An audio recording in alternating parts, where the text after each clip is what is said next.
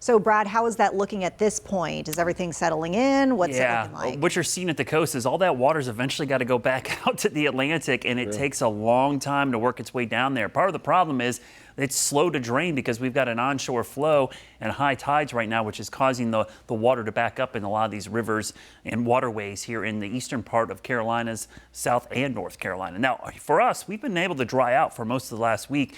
Temperatures nice and mild, sunny skies on our Mr. Sparky camera network. We've seen great conditions since the drought peaked about a month ago today. This was the drought monitor back on July 15th, so 30 days ago.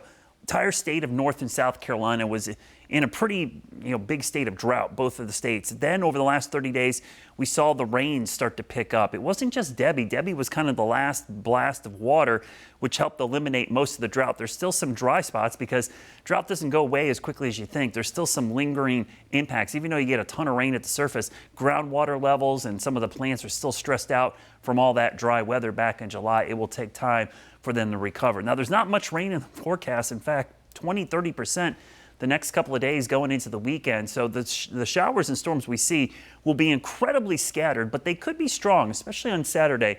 Low risk. I don't think we'll see a ton of them, but the one or two that do develop will have the potential to be strong or severe. Guidance not having a good time with this, really struggling to kind of develop these storms on Saturday. So I think we will see more than you're seeing on our future cast here. But even then, it's a 30% chance. Do not change your plans. Just have an eye to the sky. Be ready to head to shelter if you do see a storm pop up. Now, humidity levels, we've got a break the last couple of days. Honestly, the best break we've seen since early July.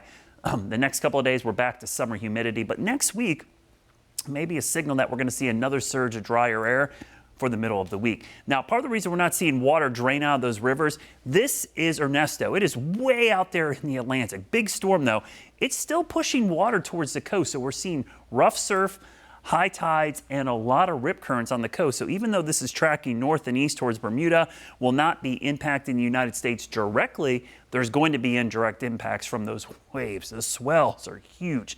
Surfers love this, but this is really dangerous for getting in the water over the weekend into early next week because this will create those dangerous rip currents. So please be careful. People on the coast kind of know. Most of the people that get caught in rip currents, they're from inland areas where nobody talks about them. So people traveling from the Midwest, the Mid-South, they go to the beach and then they get caught in these rip currents. So just pay attention. If you're going out there from the central part of the state, make sure you're paying attention to those lifeguard flags. If they're red, stay out of the water. Just go knee deep. That's about it. Temperature-wise, tomorrow we're back near 90 degrees. We will see a hot, humid start to the weekend.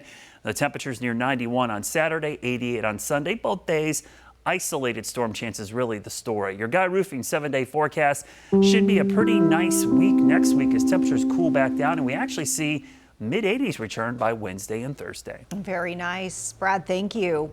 Well, folks wanting to get ahead of the forecast, in addition to watching here on air, be sure that you download that free WCNC Charlotte mobile app. You get all of the information our team of meteorologists update, and then you know that that is the most accurate local information to get.